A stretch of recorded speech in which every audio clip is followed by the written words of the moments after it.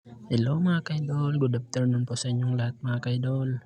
So meron po pala tayo ditong e-bike repair 2 wheels.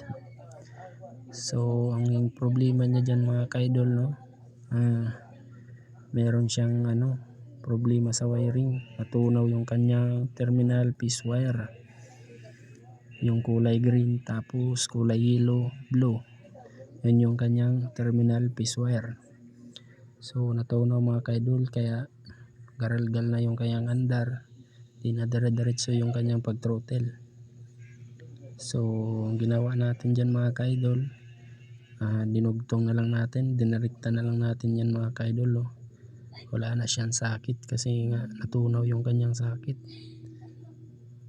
Ayun mga ka-idol, pinirit-piripit ko pa dyan yung kanyang wire. Try natin yan mga ka-idol, oh.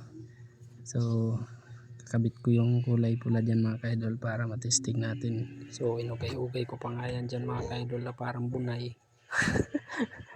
Ikukunik ko na yung kanyang linya ng sa ignition. So ngayon mga ka-idol, kulay ko lang hawak ko mga ka-idol, linya ng sa ignition. So kukunik natin yan mga ka-idol para matry na natin kung andar na siya. So yan nga pala yung mga ka-idol, yung natunaw na piece wire, yun yung kanyang sakit, tunaw na, sunog. So ugay-ugay ko na naman ulit yan mga ka-idol, parang bunay. Para siguradong gagana na. Yan, inikot-ikot yung mga ka-idol. So yan palang controller na yan mga ka-idol, no? 500 watts na yan, upgraded na siya mga ka-idol. 500 watts, 48 volts to 60 yan mga ka-idol. So kanyang battery mga ka-idol, no? Halata hindi nalilinisan. So inapyod-hapyod pa natin yan mga ka-idol, no? Para siguradong gagana na. Pinitik-pitik muna natin yung ganyang wiring mga ka-idol. Parang mga buhay-buhay yan mga ka-idol, no? So yan mga ka-idol, tinapik-tapik muna natin yung ganyang battery para siguradong gagana. Oo, ano ang ginagawa? Yun na mga ka-idol, no? I-connect na natin yung kanyang linya sa ignition para matesting na natin kung gagana na. Yan, ikutin lang natin yan mga ka-idol. Okay, so una natin throttle. Yung mga ka-idol, gumana din siya mga ka-idol. Smooth na din yung kanyang ikot. So matuwa naman ito yung may-ari. Mayroon na naman siyang gagamitin. So check natin yung kanyang busina. Wala na siyang busina, pero nagbi-blink pa yung kanyang signal light. Yan, oh. Kaso wala siyang busina. So check natin yung kanyang horn.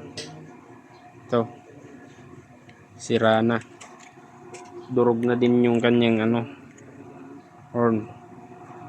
So wala tayong ngayon na wala tayong pang palit dito na kaparehas kasi 4 wires lang to.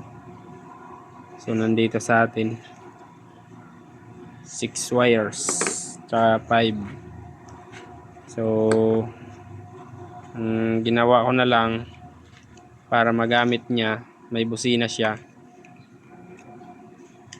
kinuha ko na lang yung horn nito, yung bibilhin niya.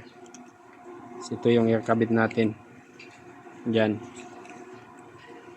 So tara, kabit na natin. So ayun na po, nakabit na natin yun, yung galing dito. Kasi wala nang ibang ibang makuhaan, sira na talaga to.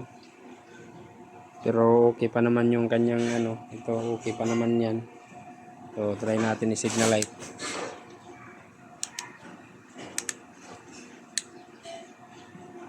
So try na natin. Okay, tumunog siya mga idol, no? Ito lang yung pinalitan natin, hindi na tayo nagpalit ng buong horn. Sina.